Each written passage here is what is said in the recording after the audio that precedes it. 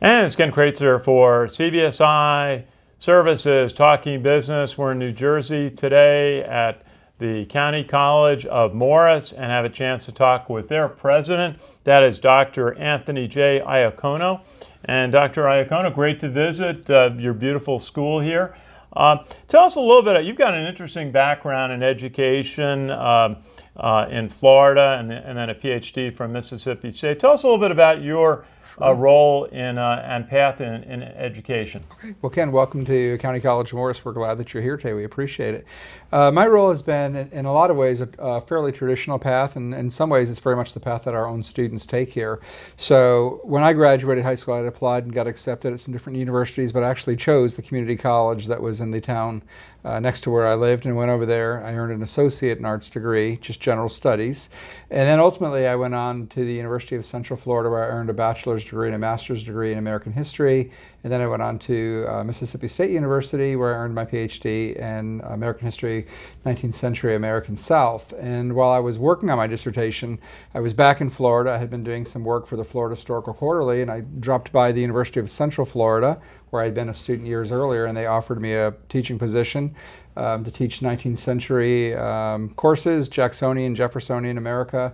So I accepted that, stayed there for about a year and a half as a visiting professor, and the school I started at the time had been called Indian River Community College. Today it's Indian River State College, hired me back as a full-time professor. So I went right back to where I started from, stayed in the classroom for several years there, and then went into administration and worked my way to the vice president of academic affairs at that school, and got a call from County College of Morris's company. They hired a consultant to do their search for their next president, and was selected, and here I am today. So I'm overjoyed, really. This is my great passion, is to serve students and to work with faculty and staff and really support the communities. And that's, I think, something that our community colleges do exceedingly well, and it's had a profound benefit on my life, and it means a great deal to me to give back to others. Well, that's terrific to hear your career path that led you here to a College of Morris. And tell us a little bit about this. Is a fast-growing part of the state. You've got 200 acres here. You've got you've over 50 years of history and new investment and a combination of liberal arts and STEM education. Right. Tell us a little bit about the college. Great. Okay. So we just celebrated our 50th anniversary last year, which was very exciting. A lot of activities and events going on across the campus. But in those 50 years, we've really accomplished a great deal. And I think one of the things that we really did succeed very, very well in is finding a great balance between STEM and liberal arts. And oftentimes today we see schools giving a high preference for one or the other. But this school has done a really, really good job balancing and growing both to this day even. And those are both, as major categories, huge standouts for us. What we have done in more recent years also is we've moved from being almost exclusively a really strong transfer school. Students come here, earn a 2-year degree, either in liberal arts or STEM fields, and then they go on and complete a bachelor's degree somewhere else. What we did was we moved more to a comprehensive model where we still do that, and we do it exceedingly well. We continuously rank in as one of the top 3 schools in New Jersey. The outcomes of our students are absolutely wonderful. We're 3 years in a row of highest alumni salaries in the state, number 28 in the nation, constantly recognized in national polls. But one population we weren't serving as well as we could, because the economy and technology and so forth has changed so fast, is the workforce itself. And what we recognized, because of various employers, whether it was healthcare, technology, manufacturing industries, or what have you, they all identified that their employees needed constant retraining. And they anticipated they were going to need a lot more of that going forward in the future, just to keep their companies on the cutting edge in a good place. So with their support, we have really developed out another part of our college, which is our workforce development portion. We serve about 8,000 college credit students a year here. We serve about 6,000 individuals who are working professionals or individuals who are trying to re-enter the workforce going through that program. Well, that's terrific, because I know in my career when I started in the marketing field and in banking, we were just starting to get desktop computers, right. Much less. Right. You know, the internet and email came along after a while, and I always say barcodes made a big difference. Right. You know, in new technology, obviously now smartphones have revolutionized communication. You mentioned the combination of liberal arts and STEM education. Tell us a little bit about what are some of the key qualities of an education that you see that you want to get both, you want to have a student have experience in both areas? Right, absolutely. To really prepare our students for whatever their next step is, whether it's transfer to a four-year school or immediate entry into the workforce, they have to have both. You know, we really look at the center of all learning. The foundation will always be the liberal arts, because the ability to communicate effectively, the ability to think critically, creatively, really, you know, has its first home there. But the skills that come out of the STEM world are essential. So look at someone like me. You know, I've got degrees in history before there were computers in every desktop, literally. And we were trained in a very, very traditional sense. But today's historians or English majors, what have you, need tech skills also, because they're going to work with communications in a way that's very, very different than when I was a student in school. Today, they're going to be expected to have strong tech skills. They may be expected to learn how to build and launch websites, work with virtual and augmented reality. Those are all very much a part of their world. So we've really are in the process of merging those two more closely than they ever have been before. If you look, we have a tremendous music technology program on campus. You know, years earlier that would have been called music performance or visual and performing arts. I look at it, really interesting. It's an extraordinary, great program here. But today it's music technology, right? And the performing arts is there, the visual arts is there, but many students come in and what they're really after is to learn how to work in the recording and visual arts behind the cameras, behind the soundboards and so forth as well. They may be performing arts majors, but they want that component because it makes them much more marketable life after college. Well, you've got a STEM science major that really caught my eye from some of the work I do in the defense field. You've got a National Center of Academic Excellence in cyber defense. We do. And we sat in on some of the exercises up at West Point on that. Tell us a little bit about how did you get into that, and how do you work with the students on cyber? Great. This is one of our most exciting programs, without a doubt, and it has a tremendous future. We are the only two-year school in New Jersey to have the Department of Homeland Security and NSA endorsement for our cyber program.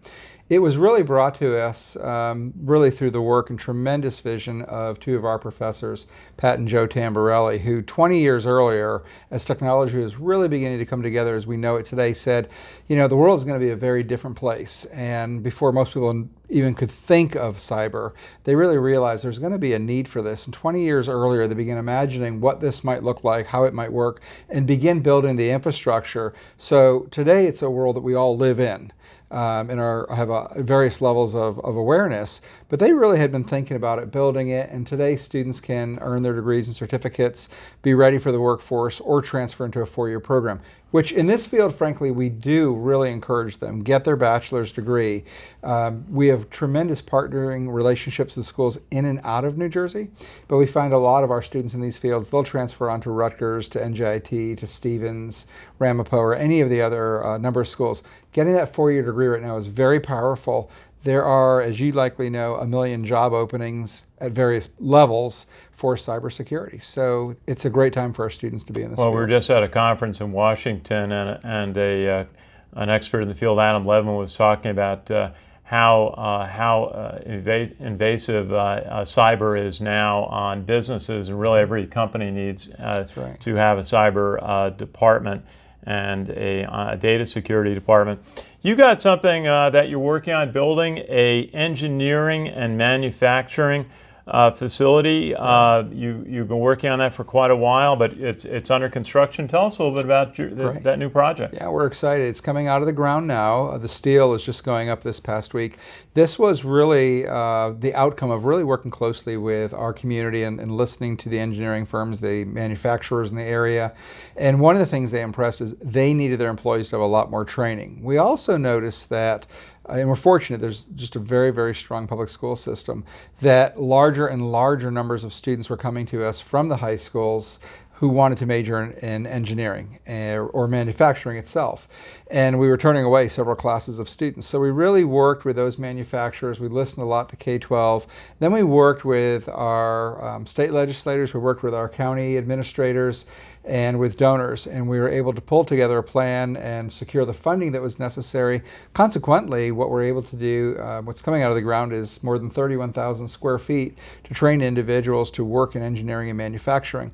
The nicety is we have strong partnerships. These are students who can get internships. Companies are very, very supportive this way, to the extent that students who want to go on and earn the 4-year degree, it's not at all unusual. Some of these companies are paying for them to work for them. They'll pay for their 4-year degree and then hire them back as engineers. So whether a student wants to be a great machinist, or whether they want to be the engineer, this is the opportunity for them. Well, it sounds terrific, a direction for you to serve that number of students in engineering and manufacturing. And another interesting project you have that you're working on, I had never heard of before, a virtual hospital for your science and healthcare students. And it kind of sounds a little bit like what we work with a little bit with the Department of Veterans Affairs on their initiative on telehealth right now. Okay. But tell us about the virtual hospital project here. This is a big one for us, and really it's in partnership with the healthcare industry. We've got several major healthcare systems and hospitals in the area, and naturally our students do go into the hospitals. They do clinicals in those traditional cases, but even in clinicals, you can't experience everything with a patient that you need to. We use very, very high-end, high-tech simulators, they look like people, but they can mimic any kind of health condition you could have, anything from having a stroke to having a baby.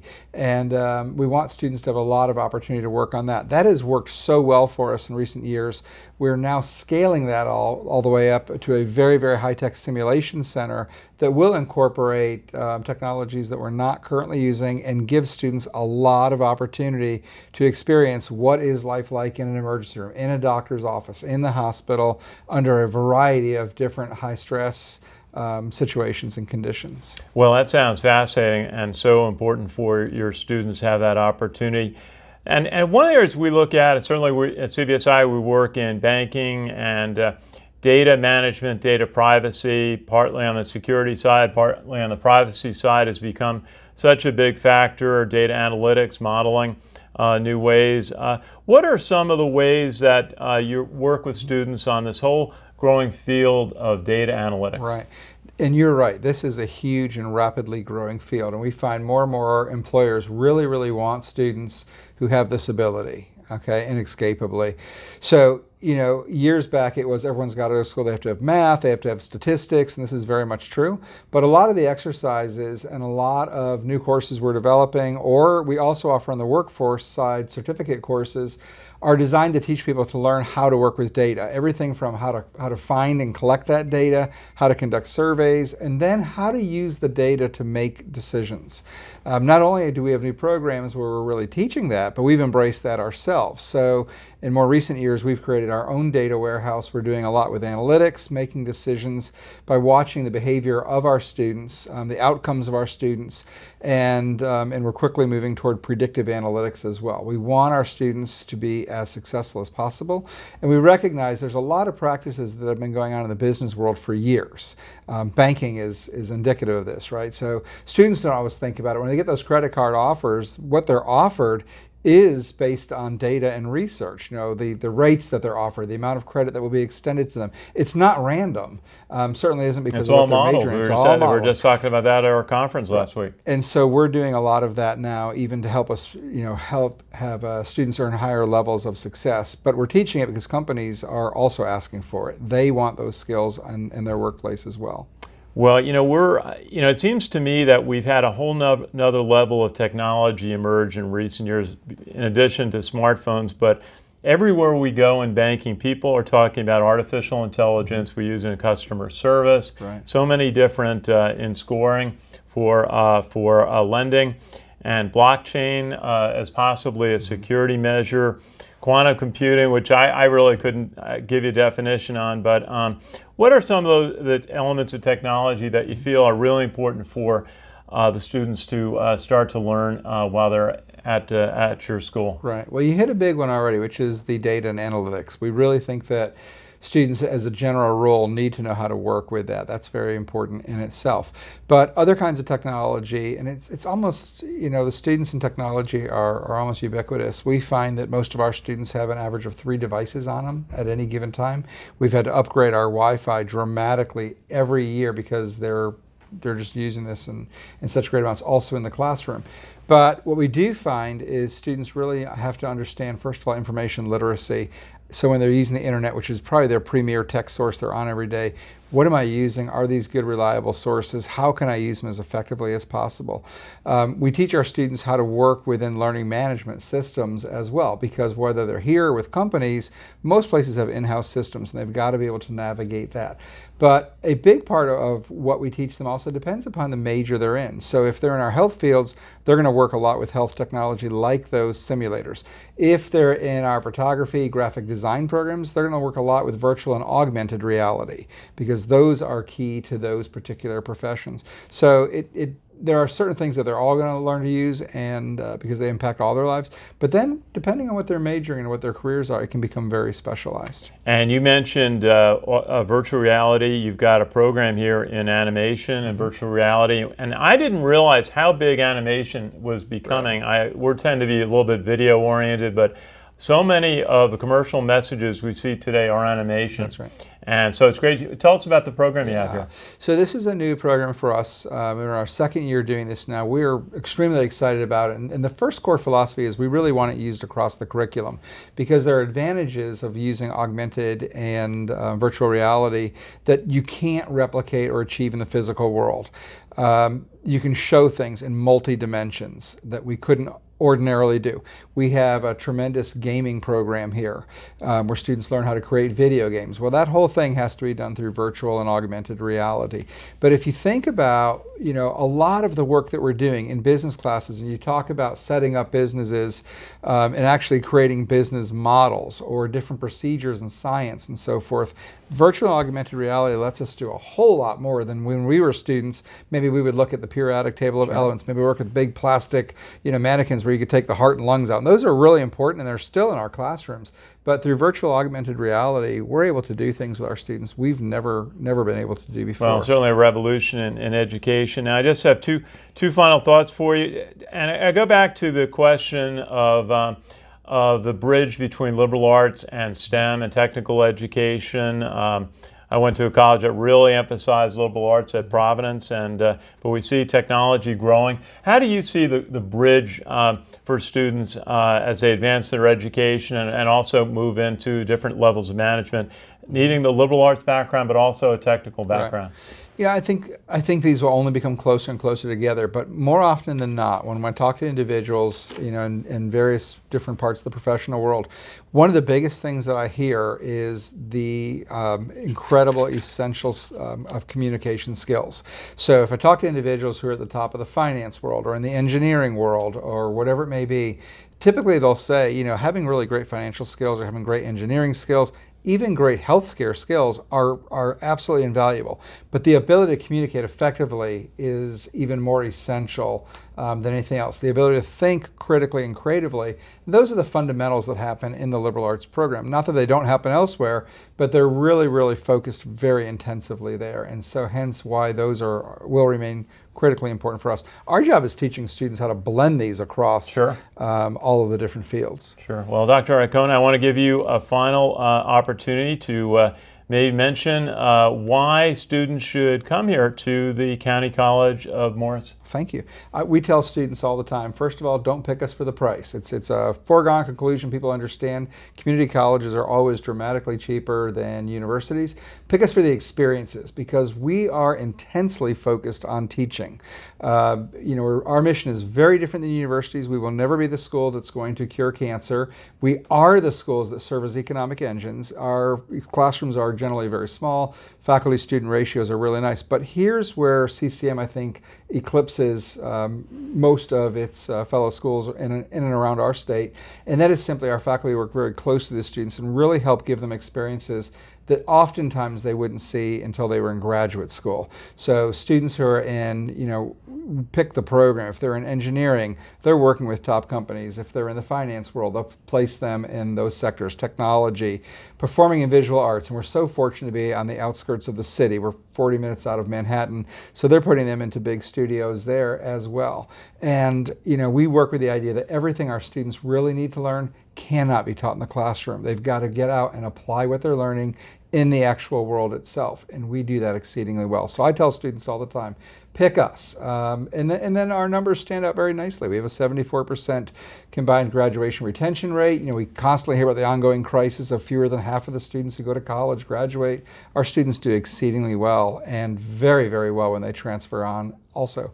So. Very good. Hey, I just want to ask one other question. Sure. You mentioned your workforce program, and I'm always very sensitive. I see it in the military people. They go back mid-career for a degree and along the way. Tell us a little bit about for people who are mid-career, trying to enhance their education, learn new skills. You've got a workforce program. How do you approach that question? First of all, this is our fastest growing, or one of our fastest growing populations. Because the economy is changing, they're coming back in as well. So certainly that old adage is still very much in place of you're never too old to go to college, it's never too late to go to college. We find an awful lot of individuals coming in because their industry is sunsetting, or they want to really grow with the changes that are taking place. So on our campus, our average student is about approximately 25 years old. There's no shortage of individuals who are in their 40s and 50s. That's a big part of why we rebuilt, expanded our workforce programs. Well, it sounds terrific. Now, I just want to thank you for your time today, a chance to visit your school here that's flourishing. County College of Morris County in New Jersey, a beautiful place, and you're doing terrific things. Really appreciate the chance to visit. Thanks so much. Thank you for the support. Our pleasure. Great to visit. Thank you again. And from Morris County, New Jersey, the County College of Morris County for CBSI Talking Business, this is Ken Kraetzer.